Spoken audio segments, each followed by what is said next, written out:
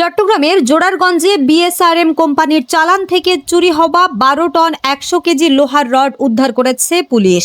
এ ঘটনায় জড়িত থাকার অভিযোগে 3 জনকে গ্রেফতার করা হয়েছে। পুলিশ জানায়, গত 14 আগস্ট বিকেলে জোরারগঞ্জ থানাধীন বিএসআরএম কোম্পানি থেকে বিভিন্ন সাইজের 13 টন লোহার রড ট্রাক যোগে সুনামগঞ্জে পাঠানোর সময় একটি অংশ চুরি হয়। ঘটনার পর চুরি যাওয়া মালামাল উদ্ধার ও জড়িতদের গ্রেফতারে অভিযান শুরু করে জোরারগঞ্জ থানা পুলিশ। চট্টগ্রাম জেলা পুলিশ সুপারের নির্দেশনায় ও জোরারগঞ্জ থানার ভারপ্রাপ্ত কর্মকর্তা ওসি আব্দুল হালিমের তত্ত্বাবধানে মামলার তদন্তকারী কর্মকর্তা এসআই আব্দুল্লাহ আল মাসুদের নেতৃত্বে পুলিশের একটি দল তথ্য প্রযুক্তি, গোয়েন্দা তথ্য ও বিভিন্ন সূত্রের সহায়তায় তদন্ত শুরু করে। অভিযানের ধারাবাহিকতায় 19 আগস্ট বারুইয়ারহাট এলাকা থেকে মোহাম্মদ রিয়াদ হোসেনকে গ্রেফতার করা হয়।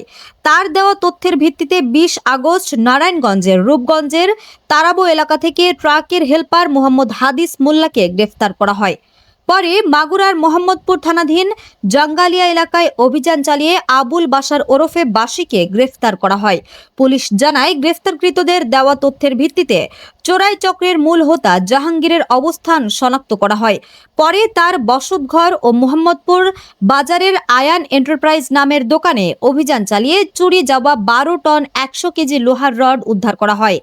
এছাড়া ফরিদপুরের মধুখালী এলাকায় অভিযান চালিয়ে রড পরিবহনে ব্যবহৃত চুরি যাওয়া ট্রাকটিও খালি অবস্থায় উদ্ধার করা হয়েছে। পুলিশ বলছে, তথ্য প্রযুক্তির ব্যবহার, আন্তঃজেলা পুলিশের সঙ্গে সমন্বয় এবং ধারাবাহিক অভিযানের মাধ্যমে অল্প সময়ের মধ্যে বিপুল পরিমাণ চোরাই মালামাল উদ্ধার সম্ভব হয়েছে। জনগণের জানমাল ও সম্পদের নিরাপত্তা নিশ্চিত করতে জেলা পুলিশ ভবিষ্যতেও এ ধরনের অভিযান অব্যাহত রাখবে।